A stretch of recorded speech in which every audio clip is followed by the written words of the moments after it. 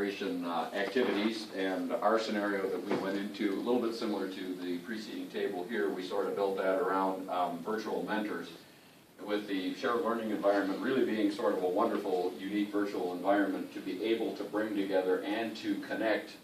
students, counselors, and teachers with coaches, real people in real jobs, where those students would be able to submit questions through the system directly to those coaches to get an answer back from the people who are in those respective fields of work to share their expertise with those students, but to answer all the burning questions that the students might have on that. We're fortunate at this table, we've got a young man here who at age 7 already knew what he wanted to be. He's on a career track for digital video production. And he's found, and I'm sure we didn't establish that, he's found himself a career coach out in California that he's been dialoguing with, which is of some concern to Mom. But that would be one of the other components is that this needs to be also a safe environment for the students to be able to come together to connect with these coaches who have been screened, vetted, and so forth before they're allowed to be able to have those communication tools and access to the students to be able to do that. The same thing for the teachers and the counselors who are looking on behalf of those students for those opportunities to connect the students to not just the mentors, but if a counselor at Noah School here, for example, maybe when she looks at her data reports that are coming up through the learning maps and so forth and sees, gee, we got 10 or 20 kids in our schools that are interested in this particular career area, maybe I should get a guest speaker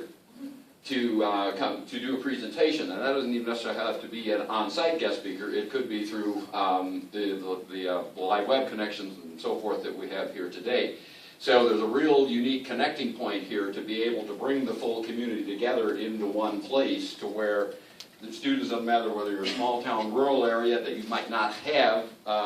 be overloaded with digital media companies, but could be able to connect with them in Chicago or St. Louis or wherever those happen to be. This provides a really unique opportunity for that. One of the things we talked about is that the state may need to require from the planning standpoint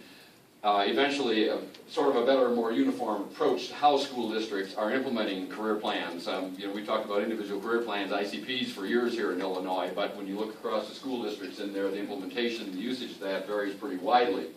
And so there needs to be a little uniformity to that, because if Noah and his family pick up stakes and they move from Western to another part of the state, 9 times out of 10, that plan at Western isn't following that kid currently to wherever he's going to the next part of that state, because we've got a lot of mobility of students between school districts in here.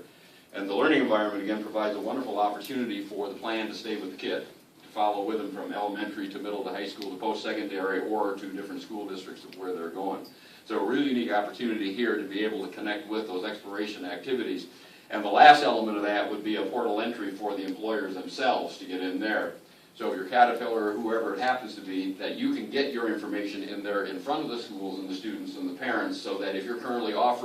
willing to take 22 kids on a job shadow or 5 kids over the summer on an internship, that is out there for them to be able to find, and they can find it off the wonderful application these people are developing. So that's sort of our scenario.